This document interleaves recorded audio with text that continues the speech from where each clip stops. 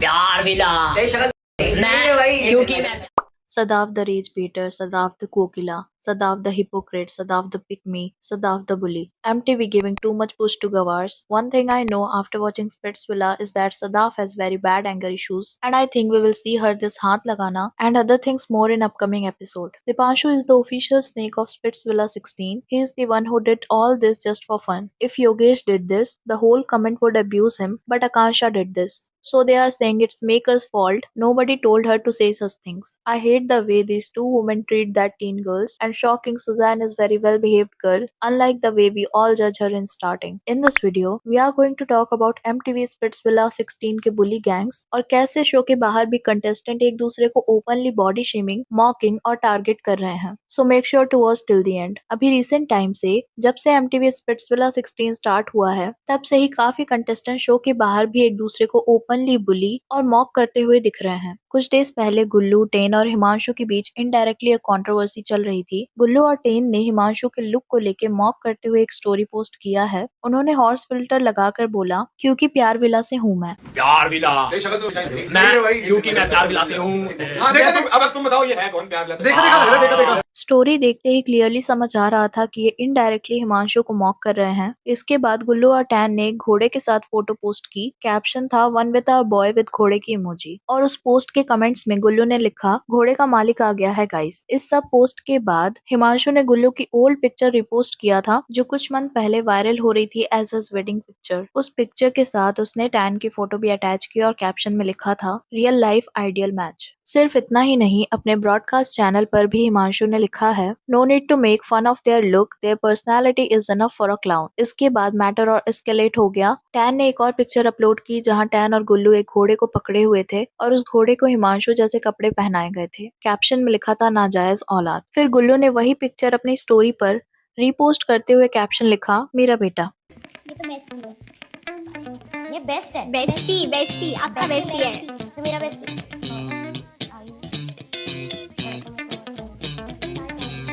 अरे हिमांशु है ये। मुझे जला दो। अब कुछ डेज पहले आकांक्षा ने एक पॉडकास्ट किया था जहां एक गेम चल रहा था, गेस दिस स्पिट्स विलन. उस गेम के दौरान उसने हिमांशु का फेस बनाया था और थोड़ा एग्जैजरेट करके रिएक्ट किया था. आकांक्षा के इस रील पर हिमांशु ने कमेंट किया था कि imagine if a man joked at a girl's body and reacted the same way she did. तब फनी नहीं लगता, तब वुमन कार्ड खेला जाता. Love to see the hypocrisy bot queen bring to the table. उसने आकांक्षा को हिपोक्रेट बोला और बॉट्स क्वीन तक कह दिया. इसके रिप्लाई में आकांक्षा ने लिखा, I reacted that way firstly because it was you, and secondly because the last time I smiled, it shattered a male ego so bad he is still crying about it after the show.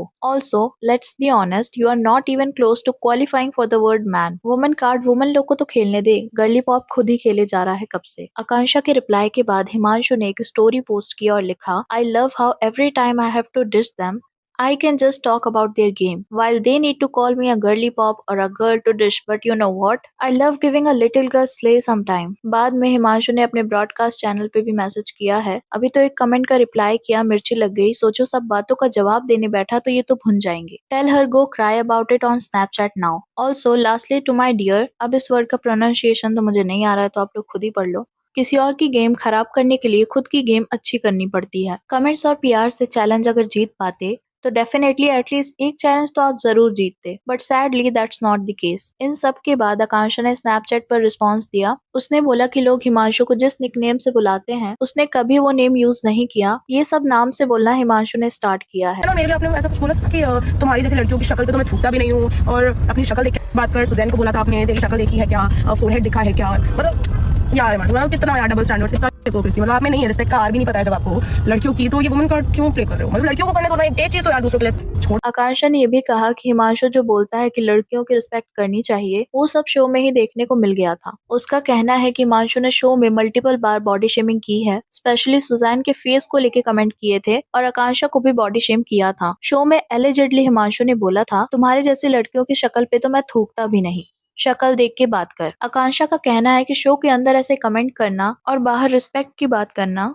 ये double standards लगते हैं. उसने ये भी बोला कि हिमांशु को respect का आर भी नहीं पता. और जो पीआर वाली बात हिमांशु ने लिखा है अपने ब्रॉडकास्ट चैनल पे, उसके ऊपर आकांक्षा का कहना है कि बॉट्स की नीड नहीं है हिमांशु के लिए, उसके ऑडियंस ही काफी है। ये पहली बार नहीं है जब आकांक्षा किसी कंट्रोवर्सी में आई हो। कुछ डेज पहले जब दीक्षा को हेट मिल रहा था तब भी ब्लेम आकांक्षा पर डाला गया था कि उसके फैंस हेट स्प्रेड कर रहे हैं। सौंदर्या के साथ भी आकांक्षा का एक कंट्रोवर्सी देखने को मिला था। अब This girl needs to stop talking about my fans and the people that support me because I know for a fact PR मुझे PR का P भी नहीं पता है firstly, and I think everyone who loves me and who supports me they know this, and it boils my blood every time someone questions about the fan pages and कि वो PR है, वो fake है, कि people don't love me as much, कि नहीं मुझे किसी और की वजह से support मिल रहा है, प्यार मिल रहा है।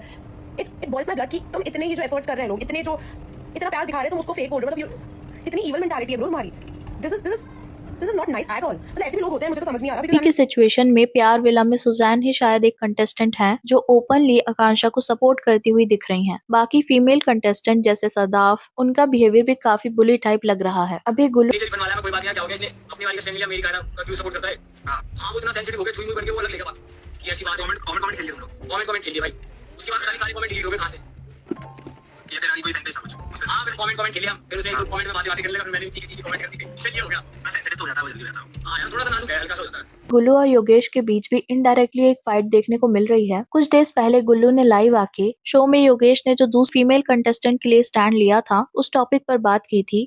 उसके बाद काफी कमेंट्स के स्क्रीनशॉट भी वायरल होने लगे, जहां शो के दौरान योगेश और गुल्लू की आकांक्षा और कियारा को लेकर कॉन्वर्सेशन दिख रही है। लेकिन थोड़ी देर बाद वो कमेंट्स डिलीट हो गए और यही सब बातें गुल्लू अपने लाइव में हाईलाइट कर रहा था। गुल्लू के इस लाइव को देखने के बाद योगेश ने एक स्टोरी पोस्ट की डायरेक्टली गुल्लू को टारगेट करते हुए। उसने लिखा, फन वाले नेचर के आड़ में क्या करता है तू बहुत अच्छे से समझता हूँ मैं। एक बात समझ नहीं आई कि ऐसी हरकतें तू क्यों कर रहा है। शायद समझ आ भी रहा है तो मैं एक्सेप्ट नहीं करना चाहता हूँ। जब दुनिया नीचा दिखा रही है तो तू उन लोगों में शामिल होकर क्या साबित कर रहा है। भाई बोलते हैं ना हम एक दूसरे को, फिर ये तो तू भाइयों वाले काम नहीं कर रहा है मेरे नाम पर कीचड़ उछाल कर। बाकी आपका मन हो तो पूरा पढ़ लो। इस स्टोरी के बाद गुल्लू ने भी योगेश के साथ अपनी एक पिक्चर पोस्ट की और कैप्शन में लिखा, हाँ भाई नए दोस्तों ने बाहर कर दिया क्या। ये स्टोरी तो तेरी है बट वर्ड्स तेरे अलायंस वालों के हैं। गुल्लू इनडायरेक्टली बोल रहा था कि योगेश खुद नहीं बल्कि अलायंस के इन्फ्लुएंस में बोल रहा है। फिर योगेश ने दोबारा रिप्लाई दिया, कितना मुश्किल है कि तू ये बोल दे कि तुझे बुरा लगा, आगे से नहीं करूंगा या नहीं बोलूंगा ये सब। मगर नहीं, तू कुछ और ही नरेटिव बना रहा है। अभी भी समझ नहीं आ रहा है, इमोशनल गेम लगाकर स्टोरी डाल रहा है जवाब के बदले। तेरा डिफेंस ये है कि मेरे कान किसी ने भरे हैं जो कि फिजूल है। You know me in and out, पर तेरे किसने भरे हैं। तू तो खुद से कर रहा है ये सब जो कि ज्यादा बुरा है। योगेश का पॉइंट ये था कि अगर जेन्युइनली बुरा लगा था तो डायरेक्टली एक्सेप्ट करता, लेकिन इंस्टेड गुल्लू सिचुएशन को ट्विस्ट कर रहा है। इसके बाद भी गुल्लू का एक स्टोरी आया था जहाँ पे वो योगेश को वापस आने के लिए बोल रहा था। अब अगर ओवरऑल देखा जाए इस सीजन के स्पिट्स विलन के इनडायरेक्टली रिस्पॉन्सेस को देख के काफी लोगों को लग रहा है कि ये सब PR मूव हो सकता है,